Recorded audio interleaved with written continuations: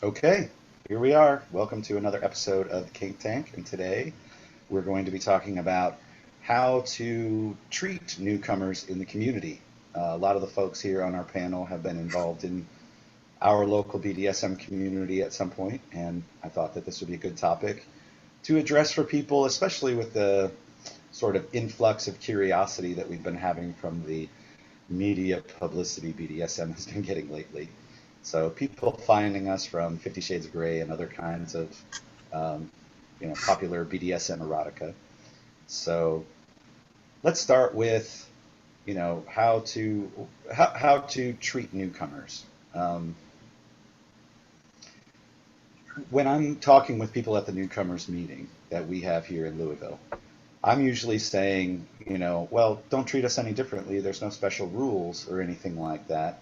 There's nothing, I'm not going to give you the answer on how BDSM people interact as opposed to regular people. So why would we consider treating newcomers differently in our community than those who've been around for a little bit? I don't know if it's treating them differently than anybody else. I think maybe we just exaggerate certain parts of that relationship. Like I'll be maybe more aggressively friendly than I normally am, just to make sure that they understand that they are welcome. But I'd be friendly with anybody. I'm just a little more friendly with a new person, maybe. Going out of your way to, make sure that they feel comfortable. Because I kind of see it like, they, when a newcomer comes into our spaces, whatever kind of event that is, if it's a munch or a party or some kind of social gathering, from their perspective, they kind of look at it like they're being interviewed for membership to the group. And I tend to look at it as the opposite, that Yeah. they're auditioning us. Like, are we people that they want to hang out with? Not, you know, are they a person that we would accept or want to hang out with? So I always like to try and put the best foot forward, and be welcoming and, let them know that, and just kind of let them know how things work, I guess, make them feel a little bit more comfortable. I think I that's So are think also there, kind of a good newcomers, victim when they judging. first start, they do think they're being judged and stuff. hmm Like they think just they are like everyone is testing them and everything. So we try to we could gotta do everything everybody else is doing to seem cooler, even though we have like no idea what we're doing. yeah, But I or mean, that, it's okay because we get it makes us feel better. But after, I mean, it just feels like that we need to do more than what everybody else is doing there and over yeah. exaggerate certain things just so we can be tested as a good person and Mhm. stuff like that. Like Well, be in on the group and stuff. I think that's understandable. So when you come into a group of people that may have been meeting for quite a long time, who, a lot of them know each other very well or to varying degrees, and you're this person that nobody knows, yeah, I mean, walking into a room like that and everybody said, looks up like, who's that just walked in? I can see where a newcomer would feel like they're being sort of scrutinized.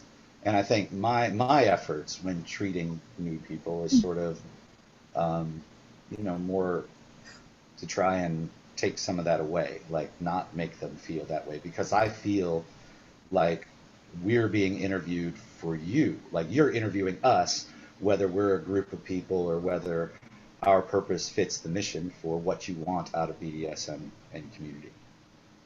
I think the same thing could be said about it's very similar to like when you start a new job or if you go to a new school or any type of new social group that you're joining. There's always that apprehension of, are you going to fit in with these people? Are they going to like you? And what does that acclimation process look like?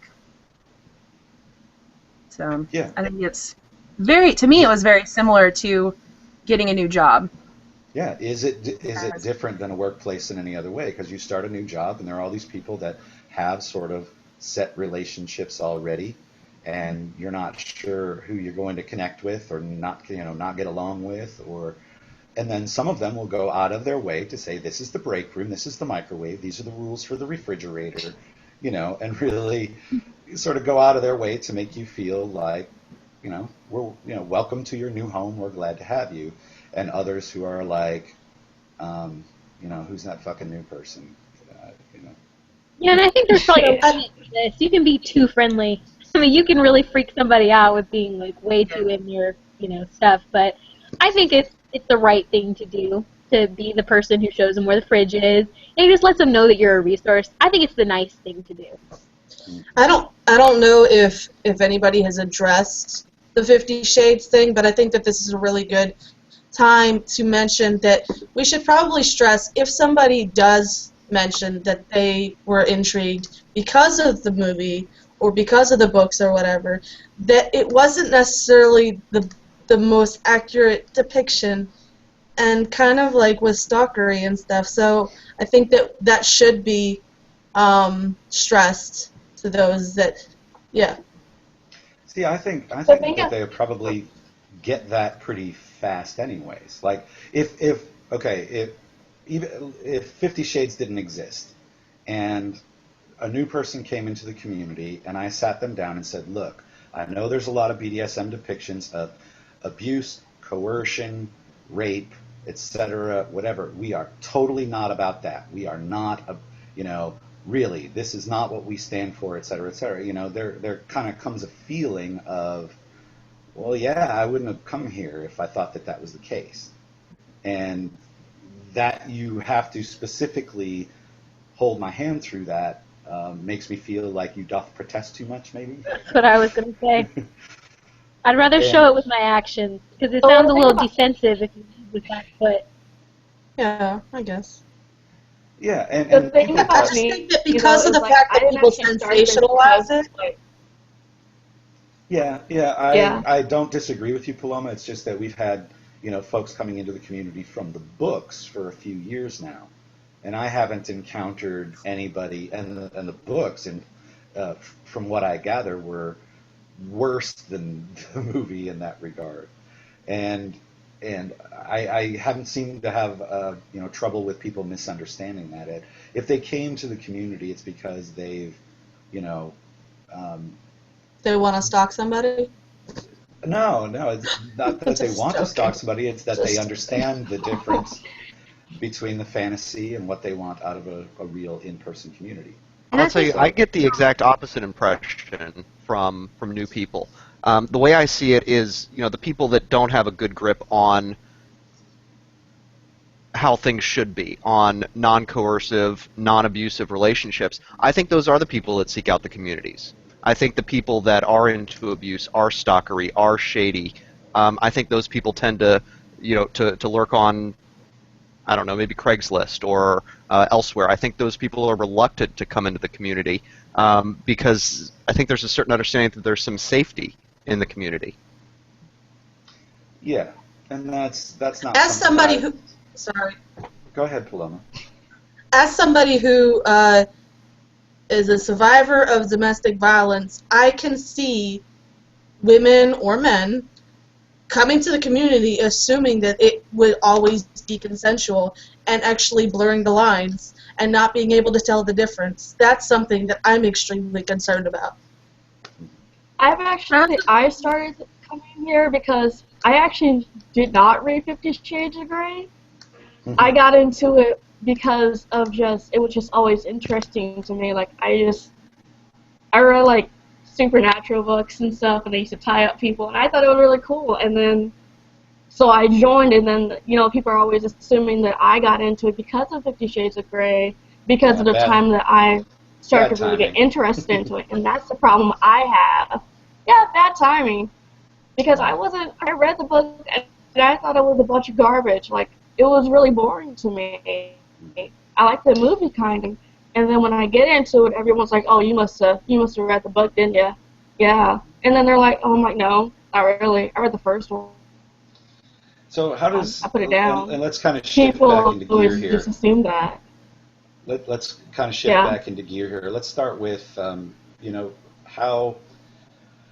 So, newcomers might be treated in a little bit different way, where we were talking about people that are new in the workplace, people might go a little out of their way, people are asking you questions. There's a lot of discovery going on, So how did you find us? And Yeah. what are your interests and things like that, which you wouldn't be asking necessarily the people that that have been around for a little while. And this is something that I feel like, where being a little too friendly can cross the line because it starts getting into sort of prying or, too much too quickly, or looks to a newcomer as bad boundaries. So we are comfortable talking about a lot, generally, we're comfortable talking a lot about some very personal things and doing some of these things in spaces where other people are observing us. And so when you have a newcomer that comes in and you're like, so what you into? You into fisting? I like fisting, You into... Yeah, and you don't want to come on too into... strong like that or too open or accommodating because you don't want them to think that you're trying to come on to them. Like, they're fresh meat and you are just trying to take advantage of what they're bringing to the table, I guess. Yeah. But even the person that would sit at a table with people that they already know and talk about these things like, oh yeah, scarification, I'm into it, and scalpels and blood and all this kind of stuff. I feel like maybe with the newcomer sitting around, like maybe you can tone that down a little bit. They will find these things out and they will become accustomed to.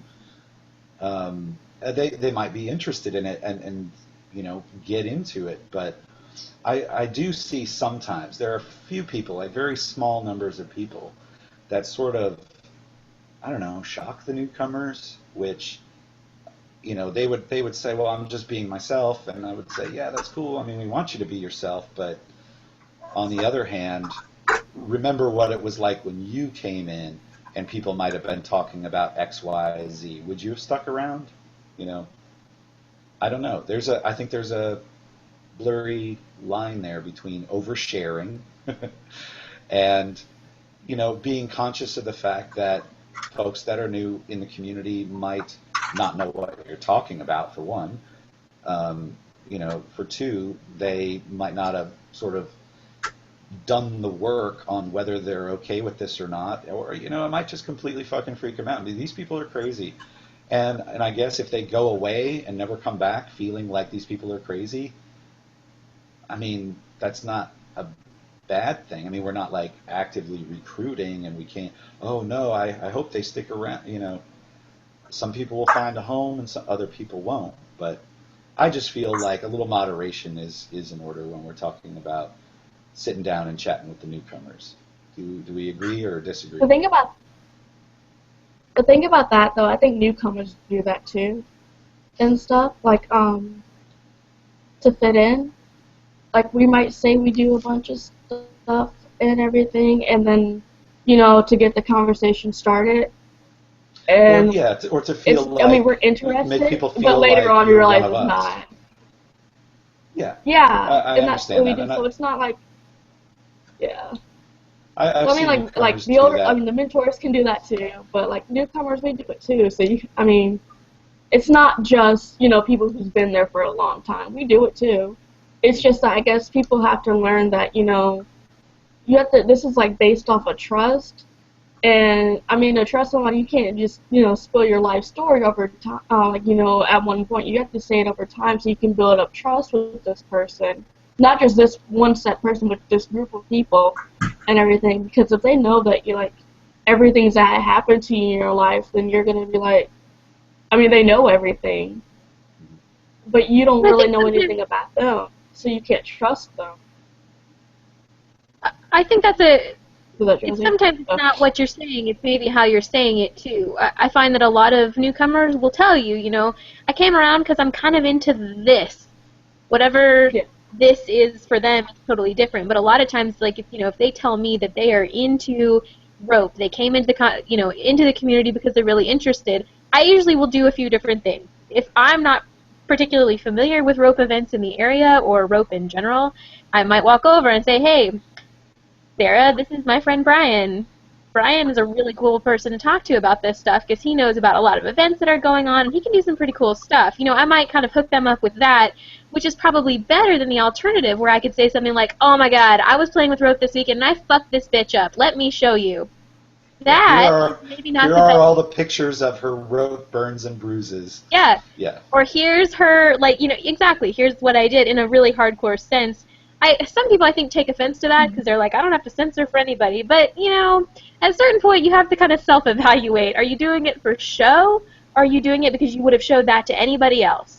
And I think a lot of times you're probably not doing it just to be helpful. So I think it's that. You can show an interest in the same thing. You can talk about kink at a kink event, obviously. It's more your tone, I think, that tends to be the concern with that, or your direction with it. It is. I agree with that, and I'll also say sometimes if you immediately pull out your phone or start talking about hardcore intense scenes you've done recently, there's an intimidation factor there for new people. It's not very helpful. And so I'm going to go with Mr. Michael here, and I'm going to say a little bit of moderation might be in order. And between the two of over-prying and oversharing, I think oversharing might be the way to lean just a little bit. But I think that it is important to moderate yourself just a little bit to not freak out all the new people. Yeah, Not on day and one. I guess as we're talking about boundaries, over-prying and oversharing, I am surprised sometimes where people feel like I just met you, we sat and talked for a few minutes, so who are you on FetLife? And and I guess people feel like they're not saying what's your last name, how can I find you on Facebook? Okay, FetLife is a little bit different type of thing, and I think people assume that that's game for anybody, whatever you post on there. But I consider that to be bad form for somebody that you just met, because you're kind of putting them on the spot of not just, I want to go and look at your profile, even though you may not want me looking at it, but you're basically saying, I want to know how to contact you when they may not want to be contacted. It's almost like asking somebody their email address. It's kind of like, seems benign, but it could be, over-prying in some people. But that also has all of the likes and dislikes as far as sexual and non-sexual play and things of that nature. So why would you want to give that information to a total stranger? That's another aspect of it. It's not just giving an email. That's like... You're giving it to strangers if you put it on your profile anyways, but you're not giving it to specific strangers. And maybe they'll be able to find you anyways. I don't know. I feel like it's bad form, and that's a boundary that I'd like to see sort of put back in place. First of all, who are you on FET? Okay, I hate when people call it FET. It's FetLife. It's 2 syllables. It's really not that much extra. Second, You're going to lose that they battle. are on. Okay, second. You're assuming that they know what FetLife is and that they're on it. And 3, you're assuming that they want to give you that information. So maybe we can just stop with that whole who are you on Fet thing. Well, and you can share your own. If I want to float it out there and say, hey, so if you want to be friends, there's this website called whatever, here's mine if you'd like to be my friend. That kind of keeps it in your court. You're not violating anybody else's boundaries. If they want to friend you, they can. If not, they just don't have to pick it up. Yes, perfect solution. I just say hello to new people and then ignore them. Nice. And they do the same to you, which works out pretty well. Well, no, but I mean, people think I'm joking, but the point I'm trying to make, though, is that one of the issues that I have is this expectation that everybody expects you to be nice. Your first shot out of the box, to be treated like you've been there for 10 years, when you've walked in the door. And the problem is I have the good fortune of having been involved in the community for a long, long time in real life. And for a long time, I didn't miss an event, whether it was a coffee, a munch, or whatever. So I was at everything. And the number of people that I have seen who've shown up to one event or 2 events, and then they disappear. I mean, I just don't feel compelled to become invested in somebody that isn't invested in the same things I am. Right? I mean, here's the way I look at it. If I joined a book club, right, am I going to be more drawn to people who read the same kind of books as me? Like, community is important to me, so the people who are invested in the community, and that doesn't mean show up to everything, but if I see somebody once a month at coffee, I'm more inclined to talk to them after I've seen them a couple times than I am the first time. Hey, some of us don't want to drive or take the bus for an hour and a half to get to something that's going to be an hour long. Just saying. I totally understand Yeah, that. there's I no don't have bus that to goes drive to either. Fringe. That's the only reason why I haven't gone to sushi buffet. Come on, I love to eat. Right, but I don't drive either. That's not my point, right? People who are invested, I mean, and that's the thing is that I've seen people who don't show up as often in real life, but are active in in the online communities, and will tell you, hey, I'm going to be at this event. Can I talk to people, whatever? And you can see that they're interested in what's actually going on. And if people aren't interested in sort of being a part of the community, I tend not to be as interested in them as people. So, but that's just me. And I'm always nice to people. I'm always polite. But I'm not going to go out of my way to spill my guts to somebody new when I don't know them. Well, that kind of Get to know them by getting to meet rolls. Yeah, and that kind of rolls into one of the questions that I was hoping that we could address during this broadcast, and that was, what sort of obligations do we have to newcomers in the BDSM community? And you think none. I mean, Well, as a host of an event, I think that you have certain obligations, Michael, but I as an think attendee, obviously common courtesy. okay. And everybody's ideas about that are a little bit different, but I Well, don't some disagree people with don't you. have any. Some people don't have ideas I about think actually common courtesy. just acknowledging that they're there is fine. I mean, you don't have to spend like the whole entire meeting surrounding the new person, but like coming over to introduce yourself every once in a while, just say, hey, how are you? Are you doing okay? And then leaving them alone. But he's right though, because there's people that come to meetings and they don't come back. I went to 2 meetings and have yet to go back. But it's personal issues why I can't. I have no car, and at the moment I didn't have money. But I mean, but I'm not gonna expect someone to keep talking to me if I'm not even gonna try to do anything and stuff. So I mean, I understand that part, but at least give them a reason to want to come back. Like I talk feel to them like and stuff. I feel like if I go to a new group, and it doesn't matter whether it's a munch or a bowling team, that it doesn't really matter that I have the expectation, or I feel like that the group, sort of as a whole, has an obligation to me to acknowledge that I'm there. Maybe welcome me to the team if they feel like they're being nice, or whatever.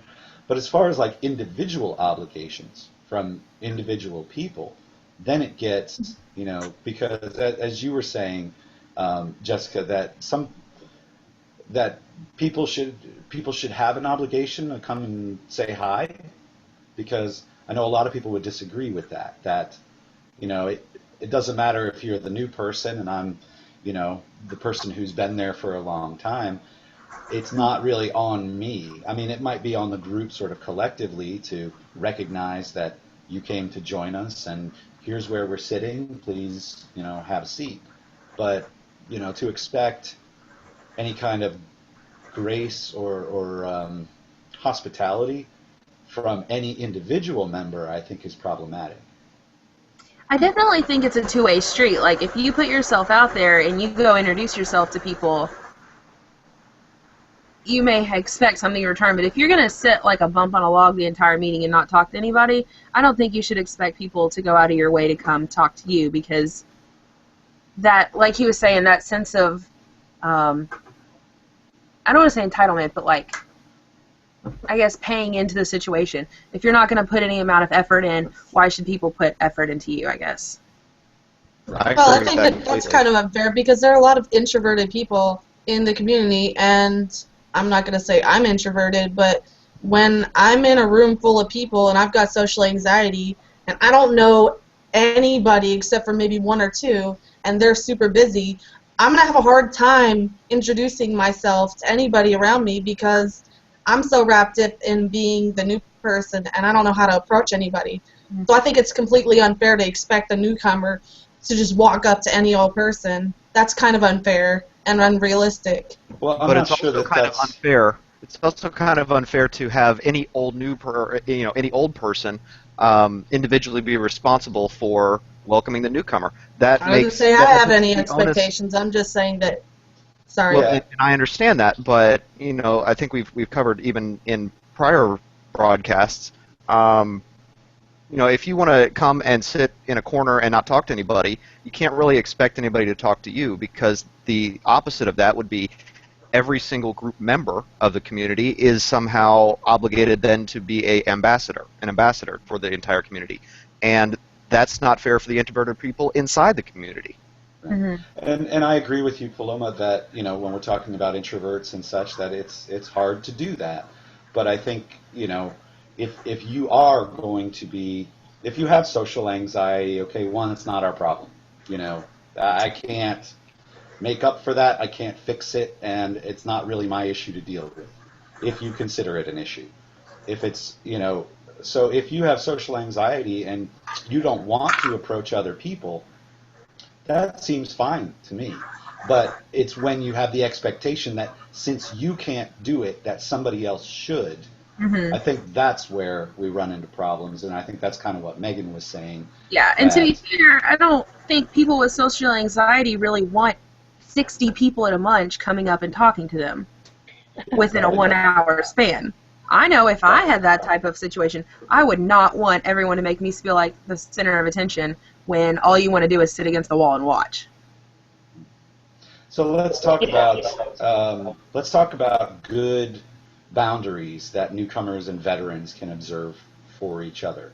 When we're just talking about boundaries, you know, yeah, I mean, I have no way of knowing that you're an introverted person and that me coming to sit down at your table is going to freak you the hell out. I don't have any way of really knowing that. So I don't think that good boundaries is, you know, don't propose to sit next to somebody that you haven't explicitly asked first. I mean, I think we can take it to that level, but we wouldn't be a very functional social group if we did that. So, but I think that there are boundaries. You know, we talked about the FetLife thing, you know, and asking people, you know, what's your FetLife profile? I don't think that that's a good boundary to be crossed with somebody who's new. If it's somebody that you've known a little while, or as Josie suggests, you know, if you want to give them the information, how they could contact you or follow you or whatever, that's your prerogative. But you know, when we're talking about like at our newcomers meeting here in town, that's one of the things that I say, you know, look, we talk about a lot of things, but it is a little bit different, our group, in just a couple of ways. And one of them is the expectation of discretion, that we understand that it's really nobody else's business that you're here, and it's nobody else's business that I'm here. But that sometimes these things that in everyday life seem like okay boundaries as far as conversation aren't really good form in the BDSM community. So to go and, you know, when you're talking to your new coworker, you obviously know what they do for a living, but asking them where they live, or, you know, asking them if they're married, for instance, that would be like not a problem in most vanilla sort of casual circles. How many kids do you have? You know, people share those things in a non-BDSM community context pretty freely, but I feel like those would be unwelcome questions to a newcomer, not even just to a newcomer. Sometimes the long-timers don't want to share those things with you. You know, what's your last name? Seems like a very innocent question. In the BDSM community, that would be bad form.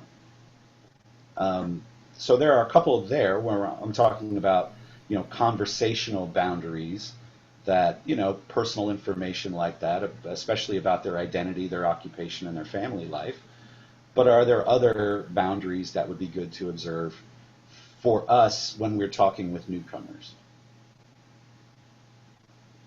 I think between like couples and stuff, like it's kind of hard for us newcomers to really see like who's together sometimes. But when you do see that people are together, try to respect that. Like don't hang all over people or something. Like as a newcomer, we don't really do that, but I know some people that might do that, and everything will hang all over somebody, and you don't do that when you find out that they have somebody. Well, let's talk about because it's space. Just disrespectful. Let's talk about space boundaries. Yeah, like for space. one. Yeah. And then let's talk about what's the other, attention boundaries, I guess, is probably the best way to phrase it. Does anybody have any opinions on it for observing space or attention boundaries? Oh, attention boundaries.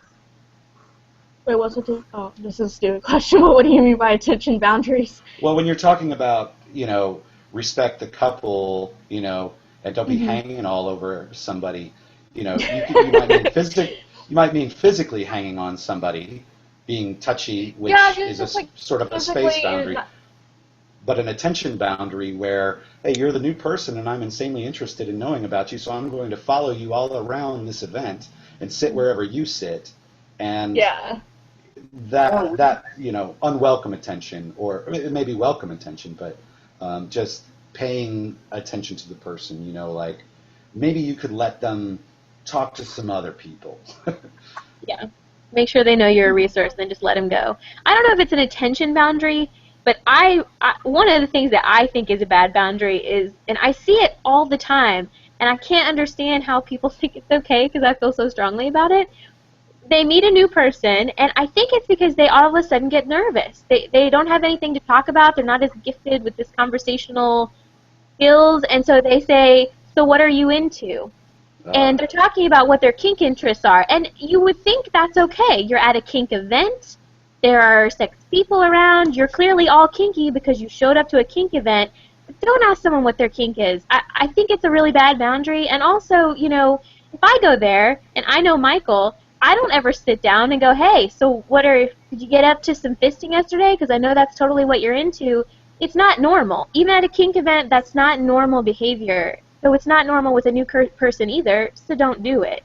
It's kind of rude. And also, it's just, you're also kind of forcing someone who may be new to the community completely to feel like they have to identify all those things right now. They have to know what they're into, and they have to be into probably what you're also into. It just puts this weird pressure on everybody involved.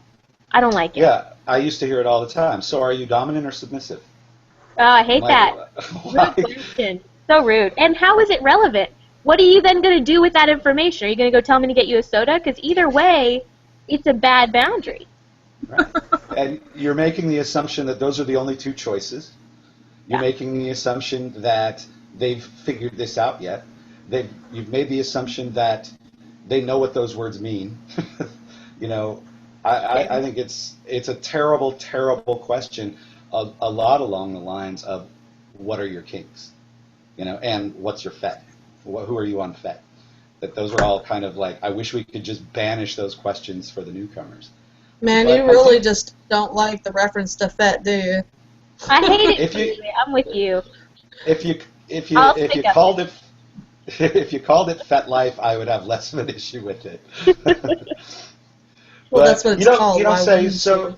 Yeah, exactly. You don't say, so who are you on face, or who are you on book, or.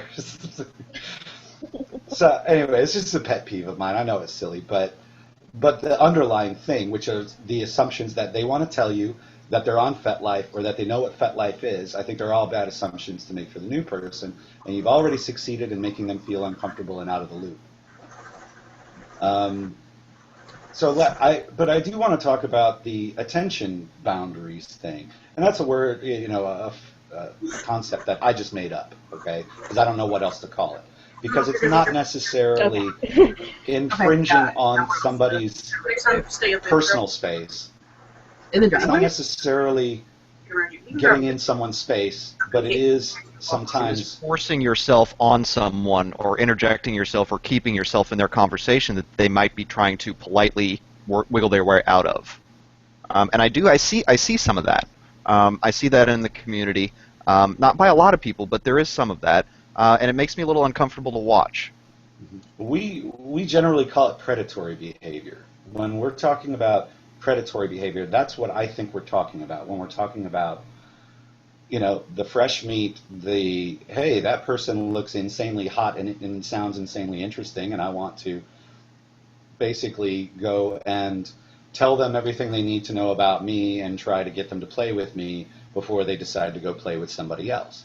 Now, I think most of us in our community, at least in our community, I can't speak for other communities, that's frowned upon for the most part. But we also have to take into account that some people may very well welcome the attention of a certain person, and they're insanely intrigued with the person that they just met and do want to spend all their time at the munch.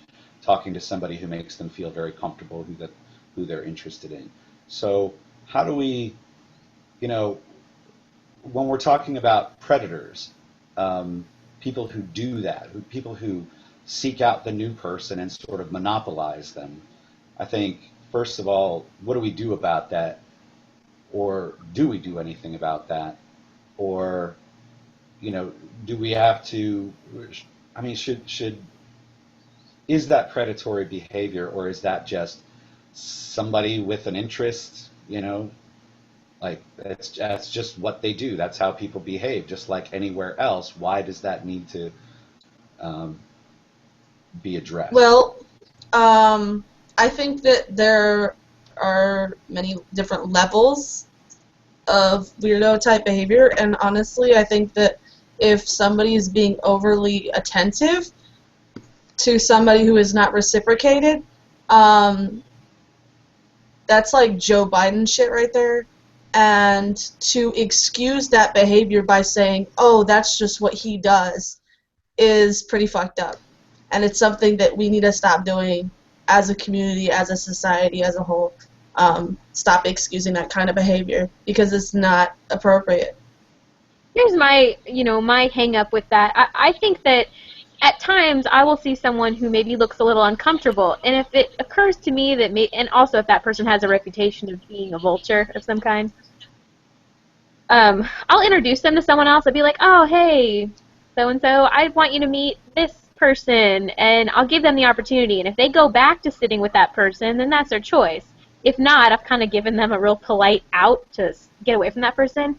Here's the thing, I think it's a fine line, because it's kind of like the rides at the amusement park. If you're not tall enough to ride this ride, then you probably shouldn't get on it. And I think that a certain amount of those responsibilities are your own to enforce. If someone is giving you too much attention, to either say, like, you're making me uncomfortable, or the easier option is just to walk away, to go talk to someone else, to go, especially because a lot of the communities will have a person who, like Michael, or like someone who's kind of an appointed social greeter, they know that they can go to at a coffee, that's Kaylee, at a, those people can usually be found pretty easily, or they can just find a group of people talking and kind of insinuate themselves in there. So I don't feel comfortable with the responsibility being on the community to rescue those people. I think you should be welcoming to them and acknowledge maybe if they look like they're trying to get away, but I don't know that rescuing them is always the best policy or responsibility. I don't know that the answer is to rescue them, but certainly there's some sort of obligation, or it feels like it for me, although I've never acted on it, to let them know. I think sometimes they get misled. They show up to coffee or a munch, and there is this extra attention, maybe from one particular person, and they just assume, oh, this person is really interesting. This person is interested in me. I feel really good about this. And they don't realize that the person that is kind of vulturing them or chicken hawking them does that to all of the new people. Like, they somehow think they're special, and they don't realize it's patterned behavior. But is that necessarily a bad thing? I mean, if that person wants to put attention on them, if they want to accept it, I don't know. I don't think that's a bad thing. I think that they should learn for themselves and stuff, like, eventually they'll have to learn and everything, that it might not be a good thing to, that person hasn't given them all that attention, because they're going to do it to everybody else. But they have to realize that this isn't perfect, and be some ups and downs in this, and they have to realize that from the get-go, that, this isn't like this is a safe place and stuff where you can meet people, but there's still going to be some weirdos and stuff like that in it, and I guess they just got to find the right people to be with, to help them out and to be friends with and stuff. But they can't do that if other people are around and holding their hand. Like, they have to do this for themselves. And I don't think having like an appointed like babysitter is going to help them do that. Well, not really a babysitter, but you know what I mean. Like, well, someone isn't just going to rescue them every once in a while. Policing it is problematic in the first place. When you're talking about policing predatory behavior, because one person's predatory behavior is another person's welcome attention. And people police these behaviors for the wrong reasons, too. There are other things at play. I've seen that before, where she is way too interested in that guy, and he's, basically chicken hawking this person, so I'm going to go over and rescue her, or I'm going to go over and talk to Chicken Hawk and tell him that he really needs to leave her alone. You're making a lot of assumptions there. I mean, I've heard Josie say it before, and I agree with it, that if you are coming to a community event and you expect to be, left alone, then, or you don't have the tools to enforce your boundaries, to say, I'm going to go over here and maybe you don't, or could you step a little further back from me? I can feel your breath on my neck, or, I'd rather not share that with you, or whatever it is, because not everybody has the same boundaries and they can't possibly know where yours are. So, policing it becomes problematic in that way. So maybe, and I feel like attendees, newcomers, bear a certain amount of that responsibility, probably more than other people feel like they should bear, but it's just my opinion.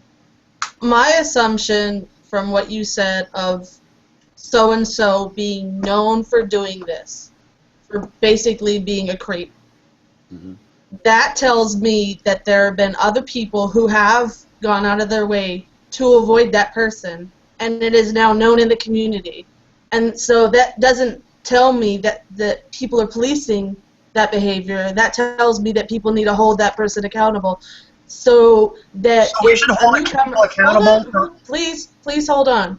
So that if somebody does come into the community and people identify that same behavior and that person looks just as uncomfortable as the 10 to 15 to 20 people before, then I think it's fair to say that that person needs to be spoken to by somebody other than their victim. Because we would do the same exact thing in the dungeon. If that kind of behavior was being elicited during a play session, it's not that different of an invasion of space and comfort and safety. And if we were to say, oh, well, they can deal with this themselves 100%, knowing that somebody has a history of that, I don't think that's fair to the community, to us, and to them, to just say, oh, well, they can deal with it. Yeah, Does that I make think sense? generally making yourself a resource is just a more efficient way of getting at that problem. That way there's no value judgment. Okay, but right, so what you're saying is you're not intervening or, No.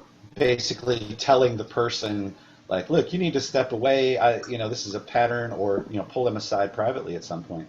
But what you're saying, Right. Josie, is you need to, the polite thing for a welcoming person or a person who wants to be welcoming is to make sure that the other person knows that it doesn't have to be this way.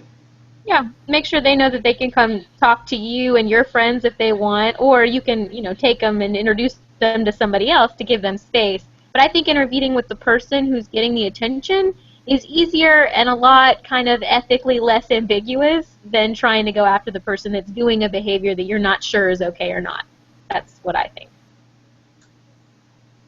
Plus, it's like just saying that it's the same person that does it every time. That's not always the case. It's usually different people, I think, because different people have different likes and dislikes, of course. So what the normal little person might find attractive and everything, and so might not be that newest girl at the moment or newest guy, and so it can be somebody else at a different moment, so you never really know.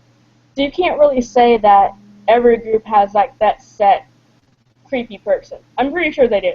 But, they're not going to always go after all the new people. They're going to go after, certain people and everything else to police them every time. And so, because you just never know. So it's better if the newcomer deals with it. And if they really have, like, a really bad problem with it, then they can go to someone for help. Yeah, so I think another, part of this is, another question about what you should or shouldn't do with newcomers. We're talking about different boundaries.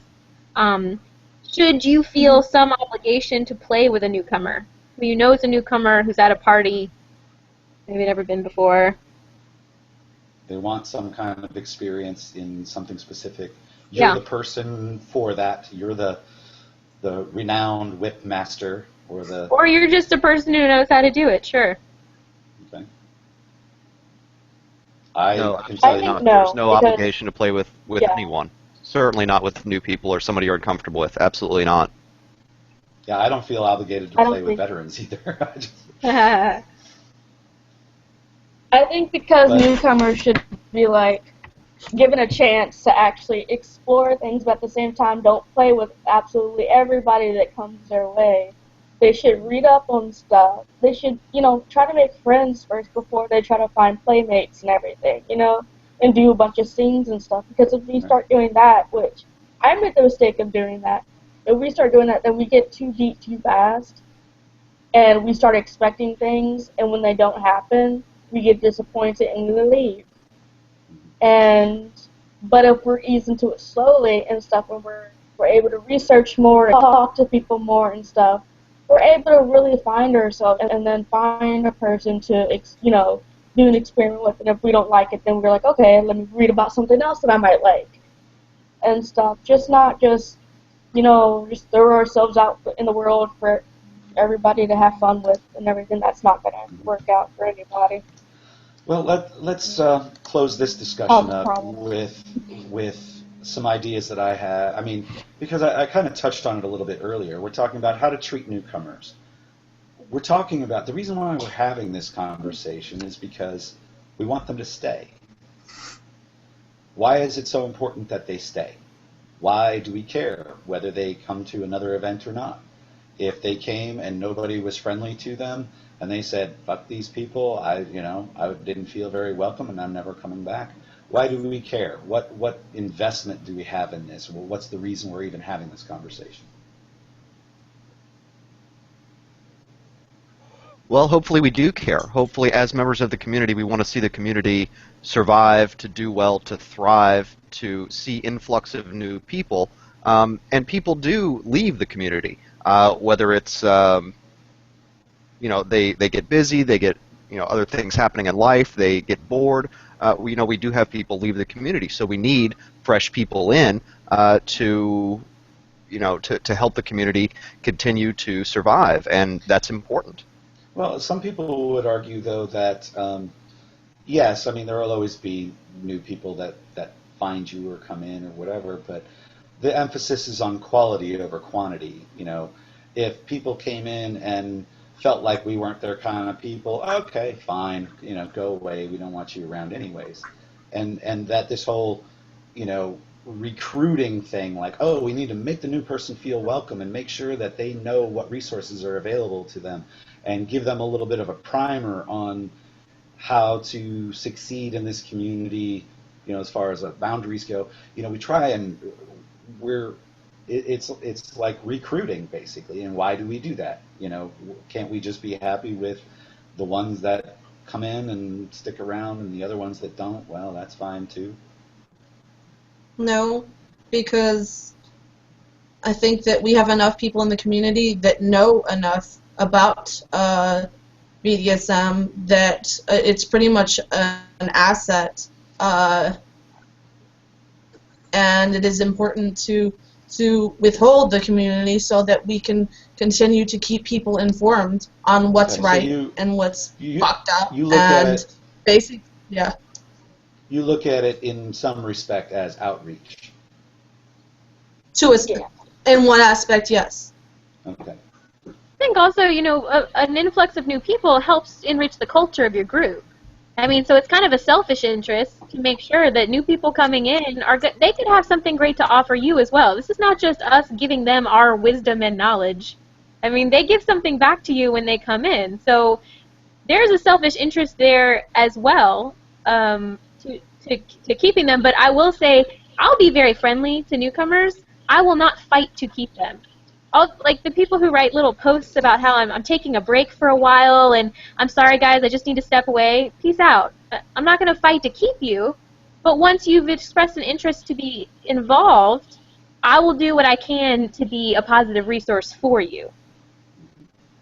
I agree, and I have always felt like more people equals more fun. Yeah. With the new people come a vast majority of people that I enjoy talking to, that I like to get to know, who enrich me in some way.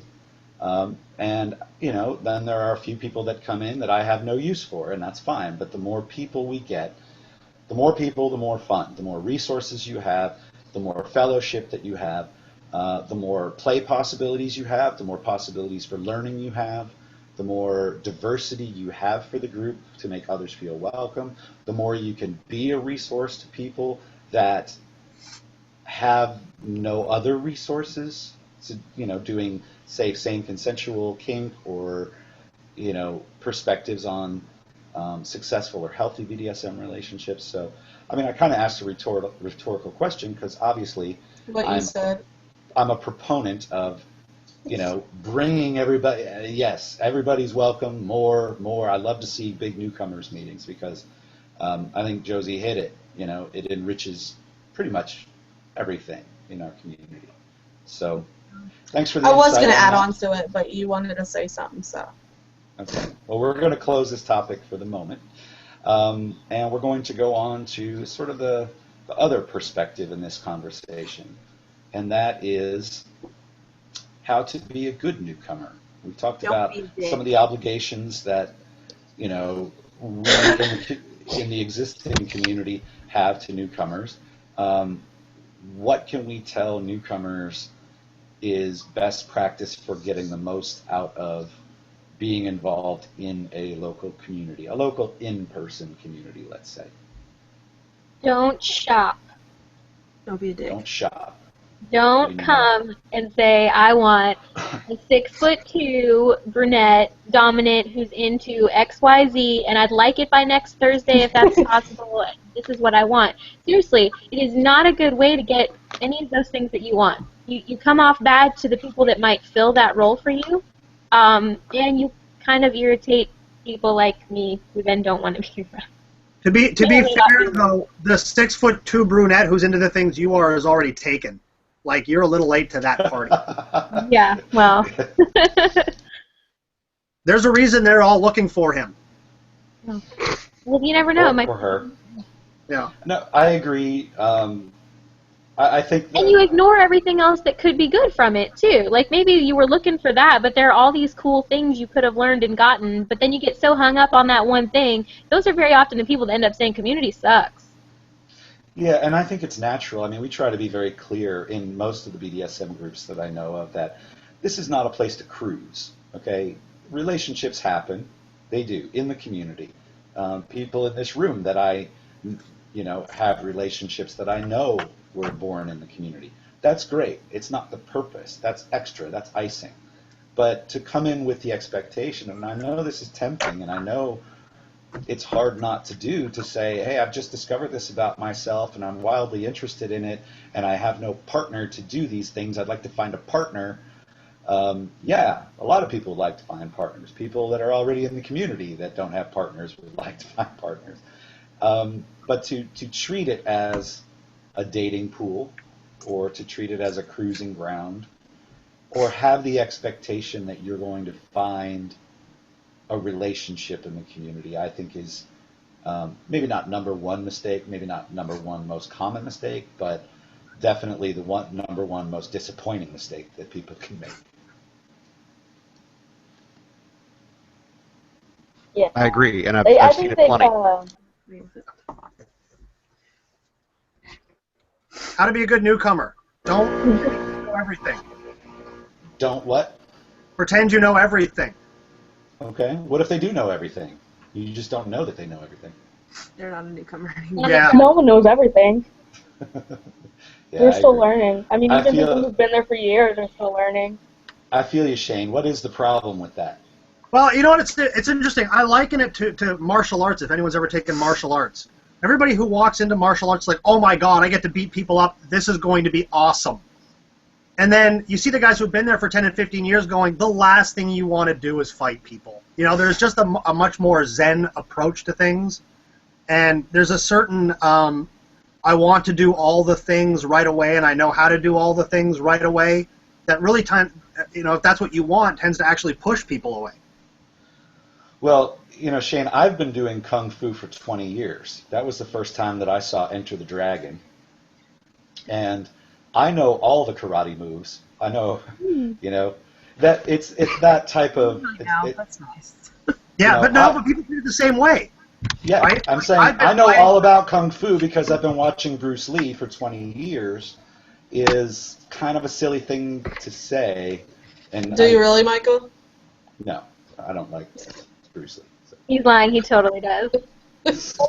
I like a good Kung Fu. No, but it's a good analogy, and I think we have seen some Kung Fu masters come into the community. Wasn't me. Yeah. Same as saying, maybe it's kind of a personal pet peeve, but don't say you've been into BDSM since you were 12. Don't say that. Never say that. That's not weird. It's not. It's just not. It's like this weird posturing thing that lots of people do, and it's not accurate.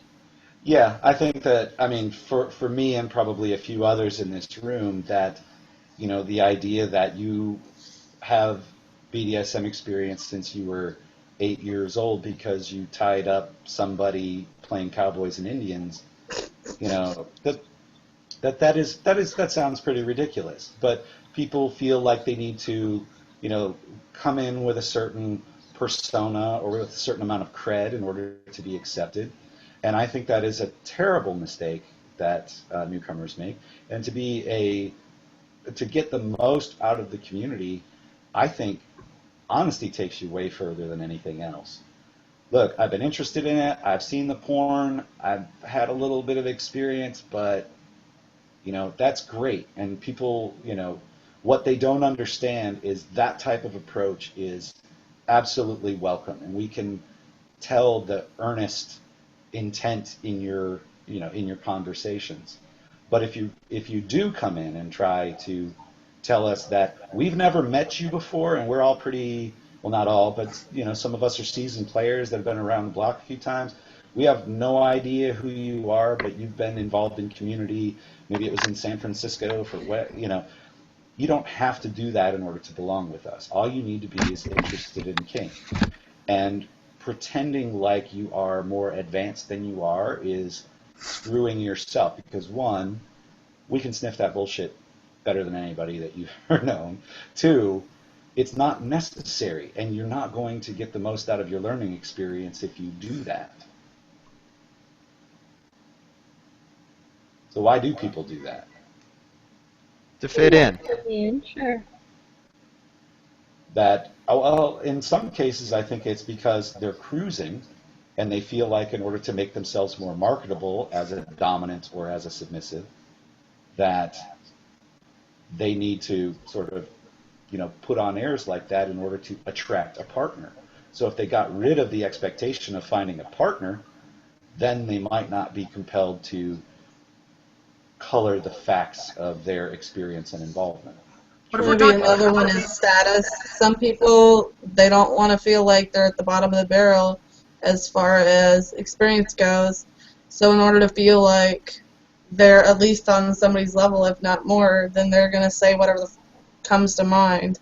So. But I think if we're going to be saying, what does it take to be a good newcomer? If you are actually interested in meeting people and wanting to do things with them, honesty trumps experience every time.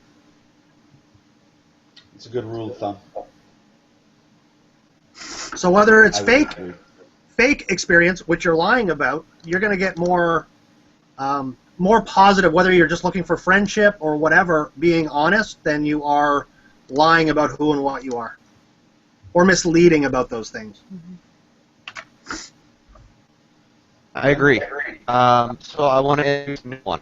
I think in addition to don't shop and don't feign experience, I think, and this might speak to don't cruise, but identify this as a social group. Come expecting to make friends, to interact with people outside of scenes. Don't just show up to a party as your very first event and find 14 different play partners at the party. Come to events, come to munches, come to coffees, meet people face to face, talk to them, make friends, make connections, and then see where play fits into that, if anywhere at all. I agree. all good Yeah, I points. think Usually what I everyone, like, you start getting... Well, I just think that encouraging people to meet everybody, not just the people that hold possibilities for you, whether those are play possibilities or mentoring possibilities or skill possibilities. So, for instance, if I come in and I'm insanely into, let's say, rope, and I don't have much experience, and all I do is go and hang out with the rope people all the time, I'm selling myself short. I'm missing out on a lot of fellowship with people that are not part of that group, or who aren't interested in rope. There are people that I can learn from in other aspects of my BDSM life that I won't be in as much contact with because I'm so focused on learning about rope that takes up all my time. Or if I'm shopping, even in this room, I can see, as a straight dominant male, I can identify two people in this room that automatically are off the table for me. Like I'm not interested in cruising Brian or Shane. Sorry, guys. But so All right, if this were peace out. I'm leaving. Just you and me, Brian. if this were a virtual munch, then basically I would spend all of my time talking. Well, probably not to Megan because I'm wondering whether she's involved with Shane or not, and maybe that would be bad form. So she's already taken. She doesn't hold any possibilities for me. So there's Paloma, there's Jessica, there's Josie, and even though we haven't heard from Christy yet, she's still in the room somehow. But then I find out that Christy's dominant, so she's off the table, can't deal with that. Paloma, I find something, whatever it is. So now I've focused all my attention. Wait, hold on. What did you find wrong with me? I don't know, because you're an unknown quantity. So if you're a switch, if you're a dominant, whatever it is. But you see how I'm narrowing the field down, and instead of going and sitting at Shane and Megan's table and talking about whatever they want to talk about and hang out and learn what they know about BDSM and being sort of enriched by what they have to offer, That was a good choice. I've closed them off because they're not they don't appear to hold value for what I'm looking for. So stop looking for something and just come in and meet everybody, because everybody that you meet has something to teach you. Everybody you meet has something you can learn from. Everybody that you meet, even if they don't hold romantic or play possibilities for you, they might introduce you someday to somebody who holds romantic or play possibilities. But they're not going to do that if you're that douchebag that's,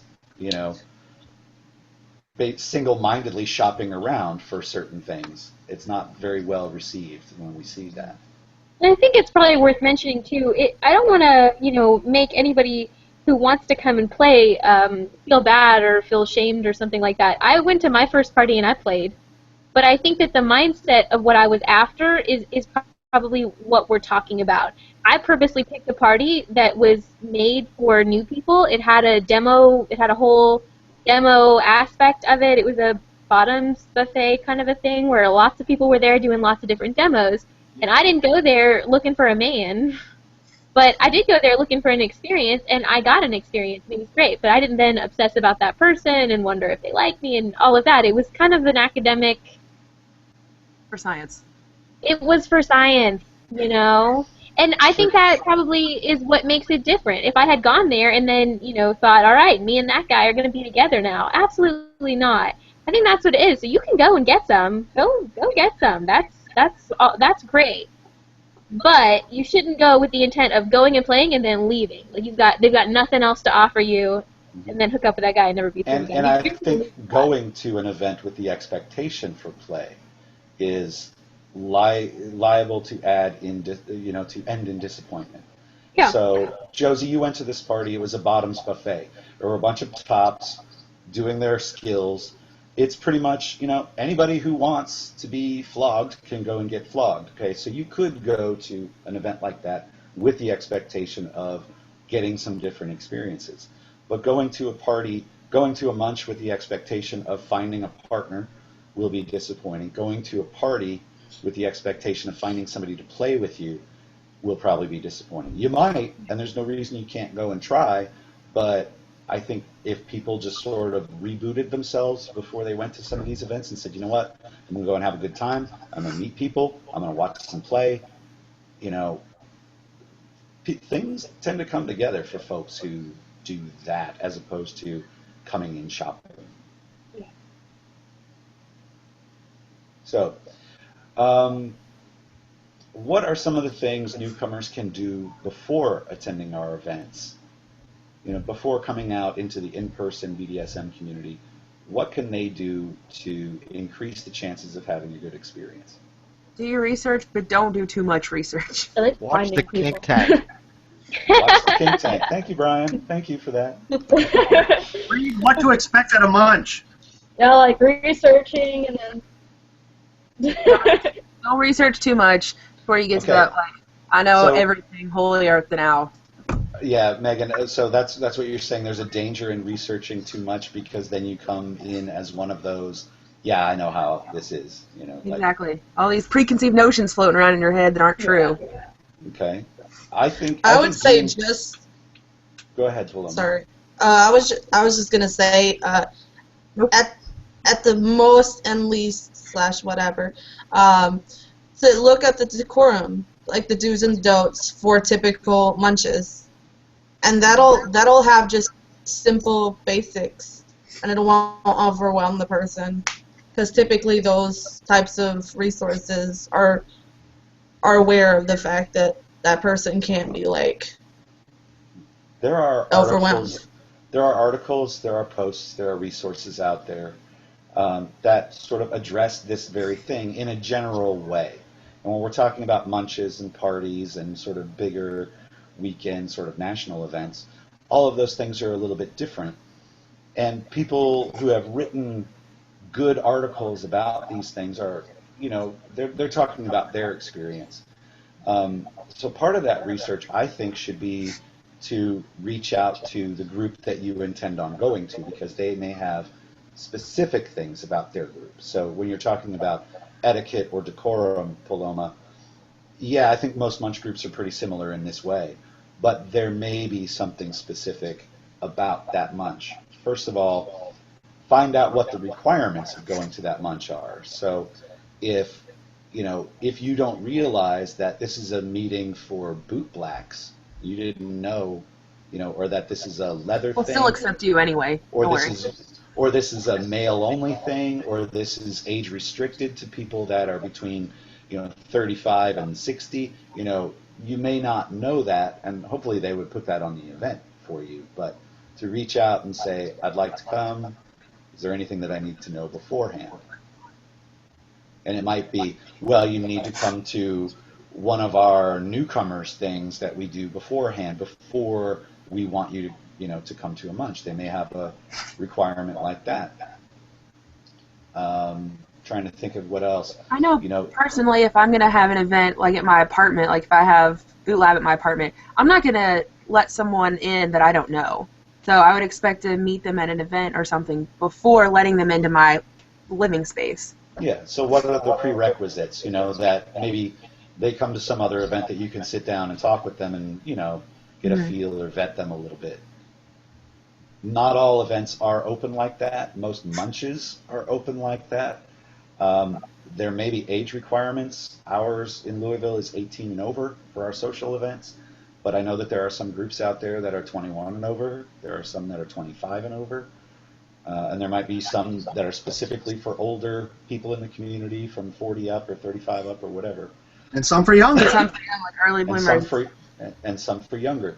And sometimes those TNG groups, if you have a partner that's between the ages of 18 to 35, then it's okay that you attend with them, even if you're outside the group age range. And for other groups, that's not possible. They have, So I'm just saying, reaching out to say, I'd like to come to this. This is a little bit about me. What do I need to do? Is there anything special that I need to know? It might be that that particular group has a very specific etiquette, that they don't use real names, for instance. So don't come in using your real name. They want you to use some other screen name. We only use screen names on FED. Nobody got it. All right. Yes. On I that. wasn't going to share mine. Yeah, but joining FetLife is a really good resource.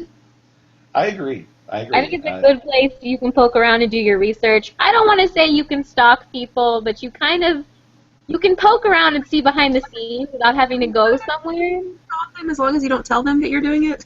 That's what I'm saying. You know, it's research. It's science. Science.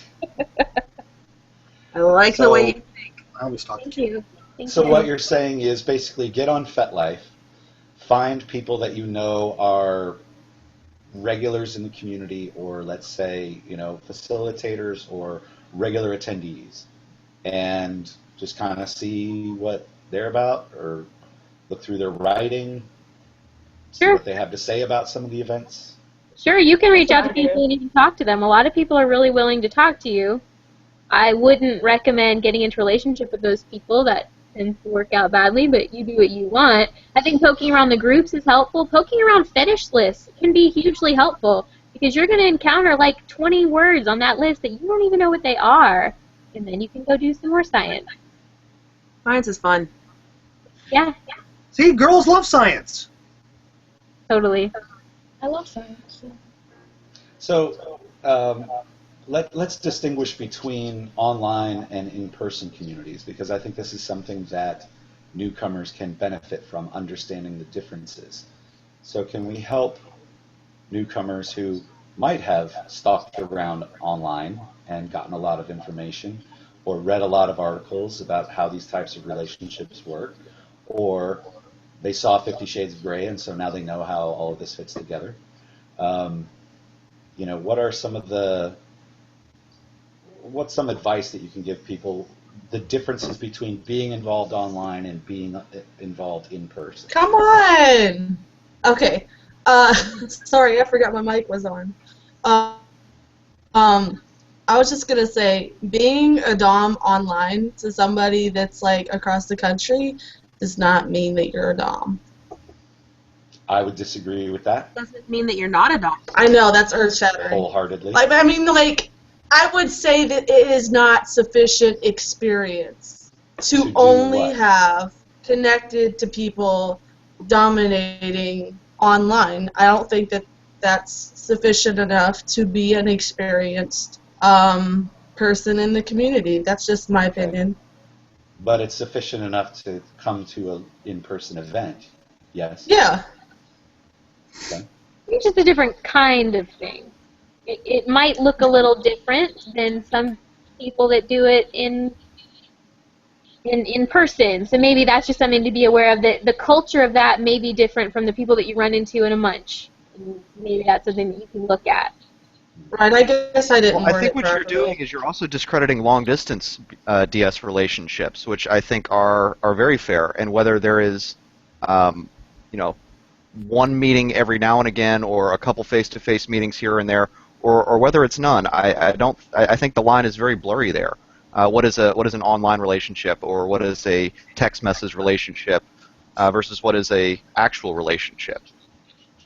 I guess what I was getting at was there are some people that are primarily getting their experience online, and then they come and meet somebody in person, and they're like, I'm a pro. This is something that I do on a regular basis, and I pretty much am a master at this. What you're getting at is that... Does that make sense? That there is a difference between online and in-person BDSM experience, and not being able to differentiate between the two is a mistake. Yeah. Okay. And I agree with that, the... I think it depends on the person. Now, hold on. Can we take a little bit of a mellower approach to this? I'm not going to sit here and say one is more real than the other. I think it's just safe to say that if people come in with that kind of experience to say, listen, what you are used to is not necessarily what it is like in the real-time community. I don't know that one, obviously I have a personal opinion, but I'm not about to tell somebody that their experience is invalid. I'm just going to say that not everything translates. It's like transferring classes from university to university. You might have taken English at one, but it doesn't count it somewhere else. It's just not an equal translation. That's Sorry, hang on a second. Jessica, we're getting all your noise through your microphone. But I have a noise in my microphone. well, with all the moving around that you were doing. Hold So on. you could mute your What are mic you when you do hearing? that. We're hearing a lot of jostling around. So, anyways, Sorry. I feel like, when we're talking about online versus in person, that I liked Shane. One of our previous episodes, we were talking about the way people portray themselves versus the way they really are, and I made the argument that you're getting the wrong. Sometimes you get the wrong picture of the way people present themselves online versus the way, or the way they present themselves at events, and the way that their relationship appears versus the way that it actually is.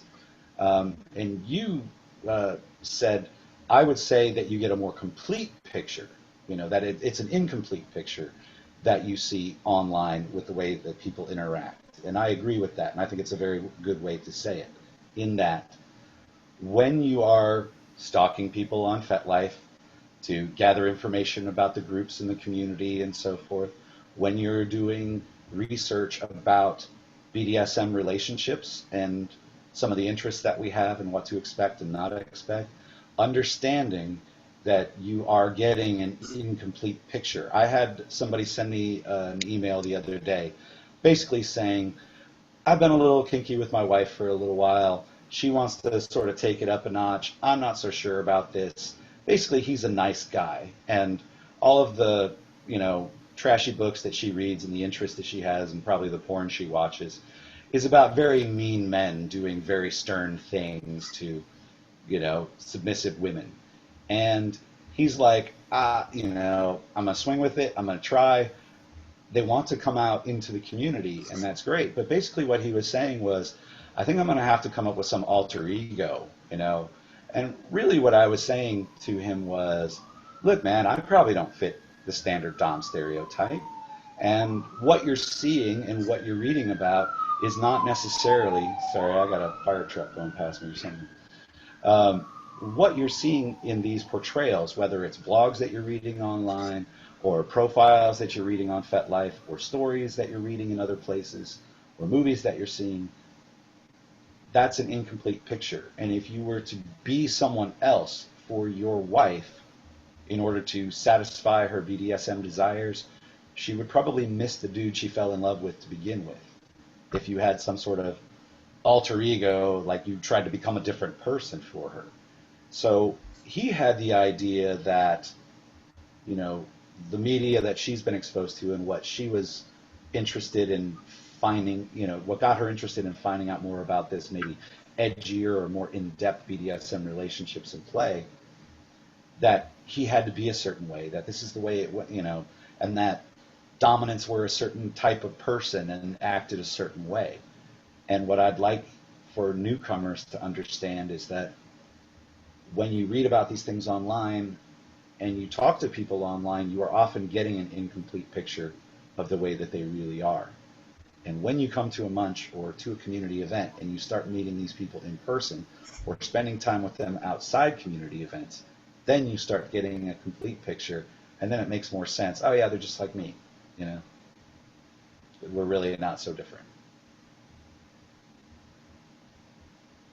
Anyone have anything to add, or did I just blew your That's mind? nice. You're so sensitive. Yeah. Well, there is, I think that people new to the community come in with preconceptions that are not useful, and some of those preconceptions come from this idea that people present an incomplete profile of themselves online. Yes, no? Well, I think everyone is a human being, and, Well, I mean, and a like, depthy human being at that. I Well, you don't set think that yourself up anyone for can. false expectations. Okay. So one at a time, Brian, you were saying. I think that in order to know somebody, you have to interact with them, face to face.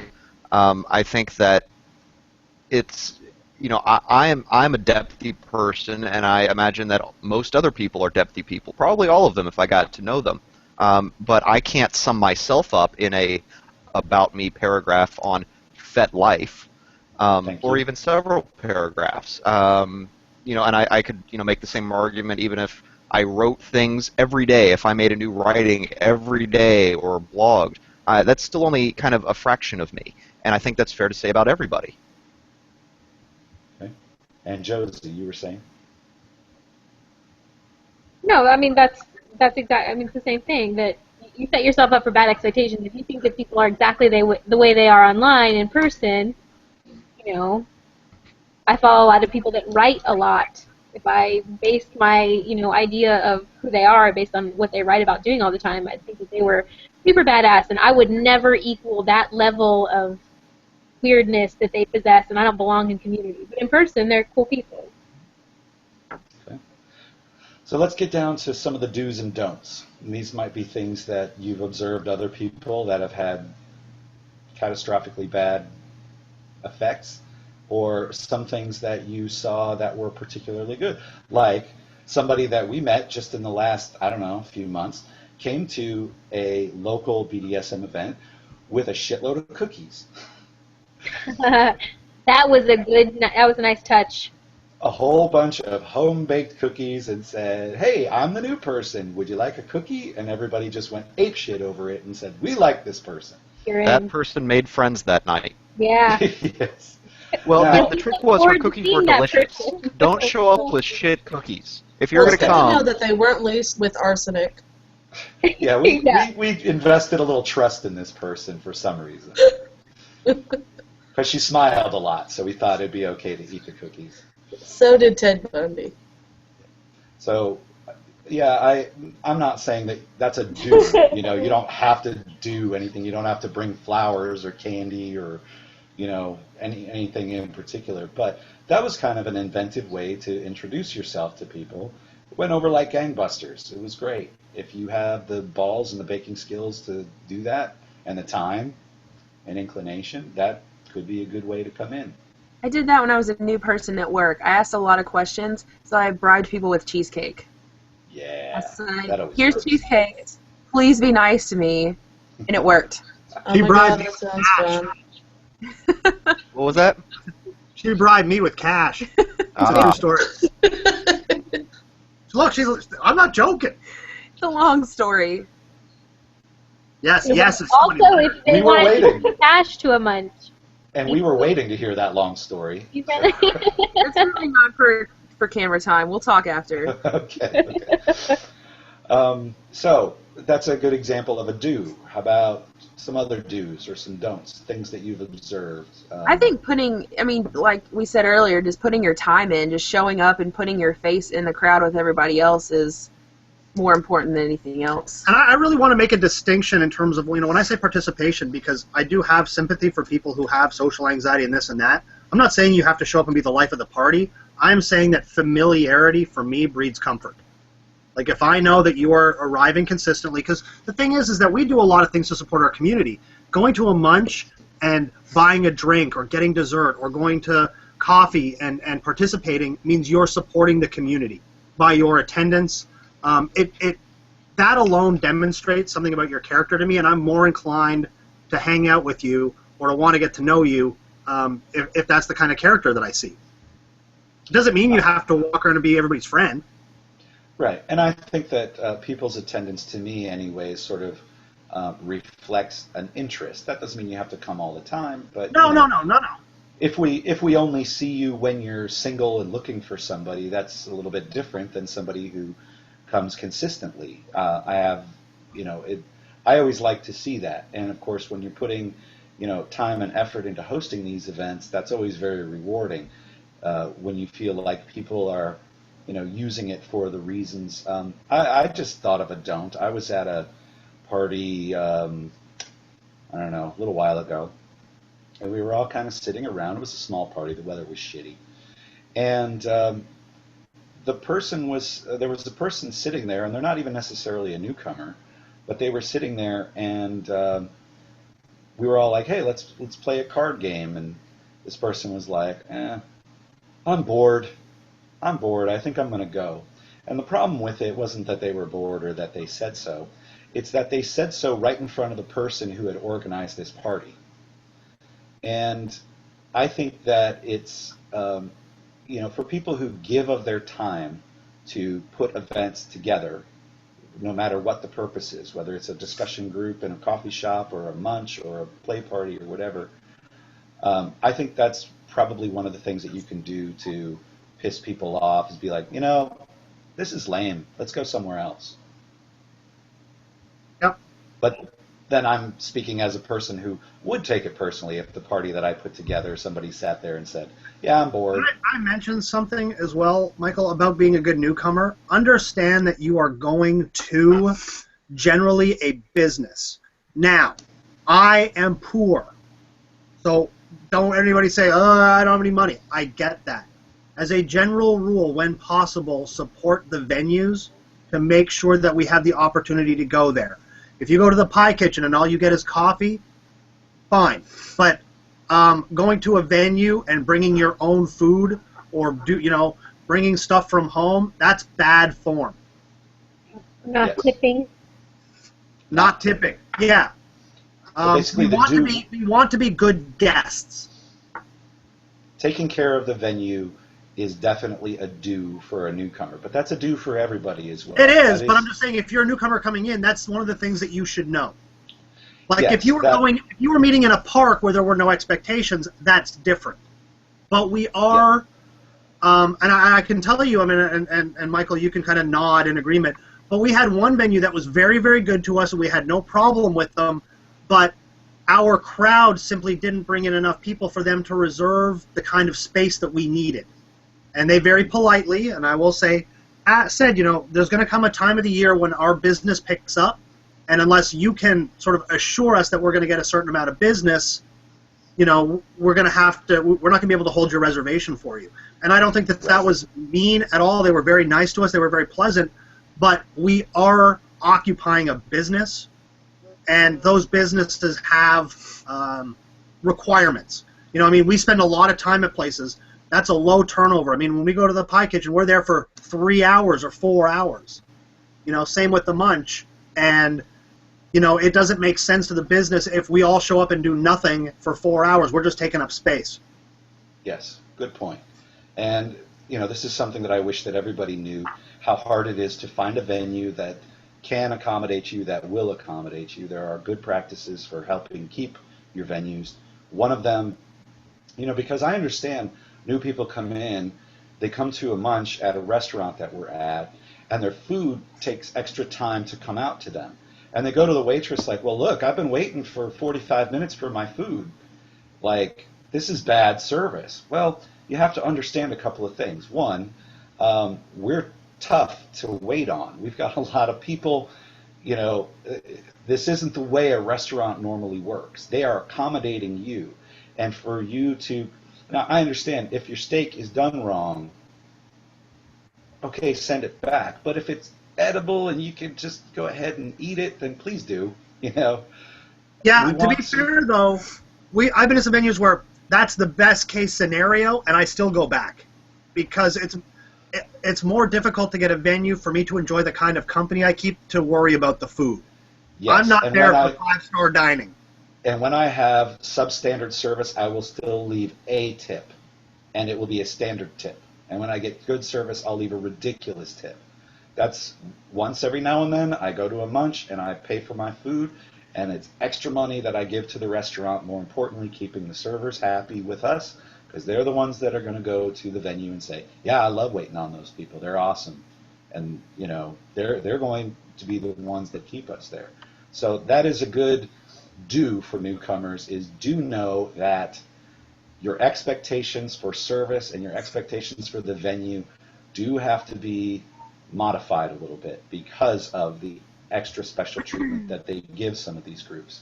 So when somebody says, well, I don't care, I'm a customer and I should get what all the customers get. No, you're really not entitled to that, because there are a few places that can and will accommodate us.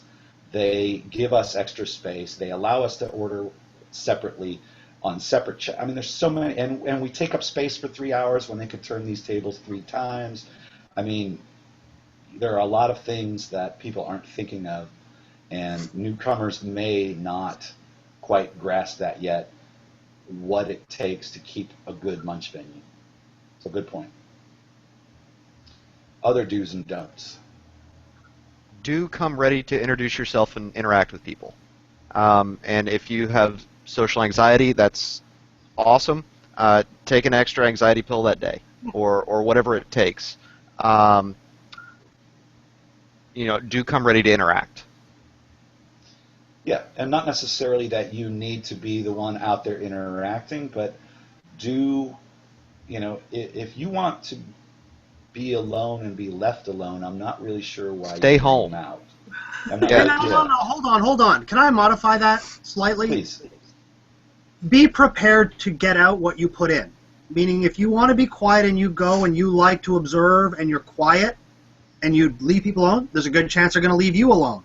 But if you go wanting to meet people and you sit in the corner, don't expect the world to come beating down your door. Be prepared to put in the effort commensurate to what you hope, not expect, hope to get back. Yes. Well, and part of that can be, too, maybe a do, is to let the host know that you're coming. That's not weird. That's a pretty normal practice. Lots of people do that. They have a contact number for the person who's going to be doing the get-together, and it says, reach out if you want. There is such a thing as a munch buddy. There is such a thing as someone who is there on purpose to be a greeter for you. So especially if you're one of those people who has social anxiety, maybe you can let that person know you're coming. You're a little bit nervous, Can I have money Saturday? And that's not true for all groups, but it is true for most groups, I would say. In a lot of groups. And if there's not one, they'll tell you, but it's still a useful option. And if you're nervous, bring a buddy. Yeah, how about bring a vanilla person? Oh, I don't know. The first one that I ever went to, I went with one of my friends, one of my kink friends that I met, so I wasn't necessarily by myself, so I had someone there to kind of introduce me to people. Mm-hmm. Maybe not everybody, but at least have some familiar faces there with you so you don't feel quite so isolated. Not all groups will be okay with you bringing a supportive vanilla friend with you. They feel it's a discretion thing.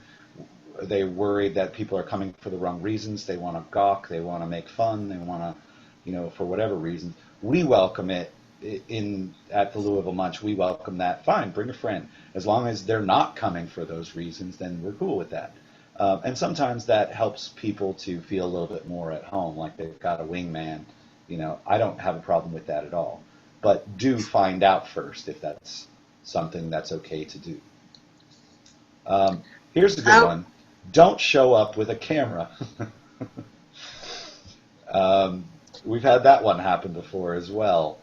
People at BDSM community events can be pretty sketchy about discretion, and if they're worried that you're taking photos or that you're doing an article for the local newspaper, an expose on the seedy underworld of the BDSM in your city, they're going to be very uncomfortable with that. So be mindful of the fact that some people have discretion concerns that you may not have. I would say another don't is don't go to a regular munch dressed up in kink clothes. But that's something that you might find out first, because I imagine that there are some groups out there where that's acceptable and or encouraged. Well, but most of the ones that we go to. Generally speaking, you're right, that a munch isn't a place for that. A munch is a place to wear your street clothes. Yeah, you might, be a little spiffy or something, but a lot of munches will have some kind of dress code. They use the grandma rule. Don't wear something you wouldn't wear in front of your grandmother, and find that out first before you go, because it might be different for every group. But I'm going to end it on this, and I think it's probably the biggest do for a newcomer, and that is do come out. Mm-hmm. Do come out to break the ice. A munch event. Reach out, come out, because there are an awful lot of resources, an awful lot of friendships to be had, fellowship, learning, and I've had a great time. I mean, in the time that I've been involved in organized community, it's been amazing. So I know firsthand that there is an awful lot that you can get out of it. So I would encourage anyone who's watching this, wherever they are in whatever city, find the nearest one, reach out to them. If you don't feel like that one, you're going to be comfortable at that one, go maybe find another one or create your own. But being involved in community has a lot of good benefits. So Yeah, we'll and I stop think it. Go. I was just going to say the nice thing about the fetish community is that it's not, a quote-unquote membership thing. If the community that makes itself available to you is not, something that you are interested in, there's nothing stopping you from doing your own or going to a different community. I know a lot of people that live in this town that drive to other towns. The world is open. Don't be, and even in our local community, if you go to one event, it doesn't have the same feel as other events. Coffee doesn't feel like a munch. Munch doesn't feel like a party. SIGs doesn't feel like coffee. If you get an opportunity, try different events. I'm going to add to that. Don't show up to one event, have a bad time, and start making hate posts and slinging shit at our community because you have failed to properly integrate yourself. That's good. Yeah, that's happened. People don't take very kindly to that. Anyways, we're gonna stop it here. Appreciate everybody on the panel, everybody who's been tuning in to watch us. We'll pick some topics for our next episode, which will happen in 2 weeks. And we'll totally ignore them. Yeah, we'll come up with something else instead. Depends on who suggests it, I guess. Anyways, that's it for now. We'll catch you in a couple weeks.